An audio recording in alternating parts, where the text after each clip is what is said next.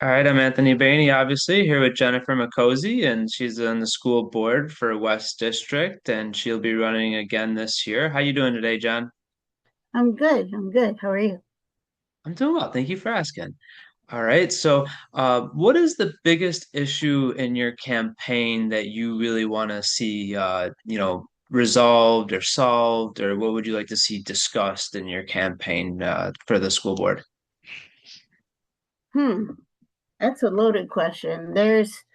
I mean, as far as the campaign itself, I feel like it's hard for any school board member, any one of us, to be at the very bottom of the ballot, to be in the right-hand corner, um, and you don't even know people are even looking that far down the ballot. You can see in the sample ballots that it's almost a disregard. And for me, I struggle with that. Um, I, it's a lottery to see what place you are, and I am the absolute last name in the ballot. So this time around, I'm campaigning for people to look down. you know, at this point, it's like, yes, support me if you like, but at least look all the way down and support somebody so that your vote is heard. Of course, I want people to support me for my reelection and to maintain my seat, but I'm also down with democracy in a real way. And you've known me long enough to know that. I want everybody's vote to count. And I feel like when it comes to school board, they moved it to November for May because of the numbers. And they put us at the bottom of the ballot. And last time around, which was in 22, it was the first time it was in November, we were almost on the back of the ballot. So that's a struggle for me. Now, honestly, like after doing a whole day's worth of early voting, reels being out there, getting signs, videos, all that, and doing all the crazy, that's the biggest struggle for me. When you ask it, there it is. There's more, obviously, but, it's part of the process. This, we had no control over. So, I've definitely been seeing more signs out on the people's lawns, so that's always a good thing that people are engaged with the school board election.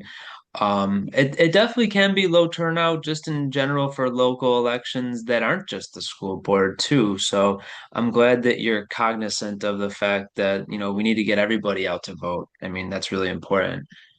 yeah, for sure. I understand to a point, to a degree, why school board races were moved from the May election to November. And it's mostly because numbers, it's numbers, it's a low turnout. But you have folks who, like myself, I'm an organizer. I didn't know how, I realized it was low turnout, but I just assumed because it's in May and because it's a school board election that was the deal. If I was to be given the challenge, just as an individual in general, to get out there, or we're going to move it to November, it, I don't know if we would have moved it because I'm damn good at organizing. I want to let people know at least in May, you knew who was coming out for education. You knew the people who took the time out to come out for an election strictly toward education. That was it. School board races. And I feel like that opportunity wasn't given. But again, I don't know how long it's been that way. I've only been on the board for so long. So I got, myself, of course, but every one of us, every candidate who's running is getting caught up in, presidential elections and mayoral elections. Our budget is double the size of the city of Buffalo's. We do not have the money is coming in to support our families the way most people do. We do not have staff. And now we're at the bottom of the ballot. It's almost, again, almost as if we're glorified volunteers. And the work that we do, um, it's real. It's real. And I wouldn't change it for the world. I know exactly what I'm getting into. And I have the support to be able to do that. But I also have a job I have to do full time in order to maintain my life. in my family, in my grandchildren, in my children. So you know, there's a lot. Just moving that election to November, um, you're fighting twice as hard just to be seen. And you have empathy for every single your opponents and then people running for the race, regardless of the race itself. We're all at the bottom of the ballot, you know. So it's just frustrating. Yeah, no, I can see the frustration because I know I'm in Tonawanda, so I know our school board election is in May still. So that is interesting how you mentioned that because I mean the school board election kind of is apolitical in a sense. Like you're really focusing on just the educational component. It's almost like how you have some of the judicial races are non-political. So that's kind of interesting. Like you mentioned, it's almost like they're kind of politicizing it in the sense that when people go to the ballot box, they're really thinking about the mayor, and then now they'll be thinking about maybe if they look at the other part of the ballot and actually thinking about who is running. Whereas if you're going for just the May school board, you know who you're going in to vote for. That's a very good point. I appreciate that too.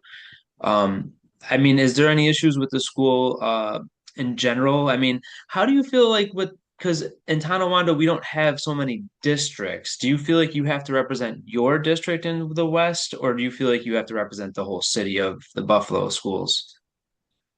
So this is part of the experience, right? When I first came on, I thought every single school, I got to be tuned into every single school. Yes, you do. You have to know your schools. You have to be tuned in. And that's why I do listening tours with my schools every year as often as I can. I'm conducting one currently now. Um, and I've held backpack events and doing things in the community that I represent, but you're also, I'm a community organizer. I came from a whole different spectrum in sitting in we say political, but I'm an elected now. So I'm sitting in a seat where the community we would talk to each other. And it didn't matter in the organization I was in, everybody came from all over. And as organizing director, I was looked upon to have conversations with people and work with folks. So I have people from other districts that come and want to talk to me about issues or things that I've had people come and actually say, I love my school and this is a great, and maybe the school in your district can do with this stuff, you know what I mean? And it's been eye-opening because there's a process. Somebody from a different district whose children go to a different district or may live in your district, but the child goes to a school in another district because we're a district of choice. um you're involved with everybody. So yes, I focus on my district. I sure do. I have the most diverse district. I have schools that are specifically geared toward our English language learner base that speak 87 languages in one of our schools. Both major high schools, with iPrep and Lafayette International, they have been renamed due due to the constituency in the schools and the resources that are necessary. But Buffalo is gentrification is real, and some of these resources are now going to have to be spread into other districts. And some families, due to whether a landlord sees a good development being put up and slaps some paint on something and then calls it a $1,500 a month apartment for a family that can't afford it, that family's going to move into a different neighborhood. But I'm going to follow that family and I'm going to make sure that they're okay. And I'm going to make sure that the board member from that district knows that I'm involved with that family. So it's been a process. When you say districts, it's definitely been a process. And everybody knows, we're not exactly all sitting around having coffee talking about our lives with each other all the time. And we do the work, regardless of how we might butt heads on a personal level. When we get in those rooms and in those spaces where we got to make decisions, you rarely see us come out with less than a unanimous vote. Because we will battle it out. and we know what we need to do for our communities. But again, the process is if someone from another district comes to you, you're to immediately let the board member from that area know. I take it a step further, and there's no one who can deny this. I'll bring our executive team into a conversation where I'm, bringing a board member, a constituent that came to me from their district. And I request that I be a part of that work because that person felt comfortable talking to me to begin with. And I get to be denied. We work together when it comes to that. So I guess the really long answer to the short question is, yeah, I'm involved in my district, but I'm also involved in the whole district. We're one of nine. We're a group of nine. And it may not look consistently like we're working together as a group, but we can't do anything without each other. I can't make a damn decision whether I'm a president, not a president, whatever title. You can't do it by yourself. So yeah, I represent 30,000 plus kids. Well, I definitely appreciate all the work you do because, like you said, I mean, you guys don't really get paid a whole lot compared to other elected officials, and you definitely have to make a lot more decisions in terms of what directly affects the students compared to other elected officials, where, yeah, the decisions affect the community, but there's also a lot of more administrative work, I think, as compared to the school board, I think is more directly connected to the schools. Am I mistaken in that? You're not really, but I think it's a little deeper. And part of the beauty of me, hopefully retaining my seat is being yet another person who has been trained in what governance looks like.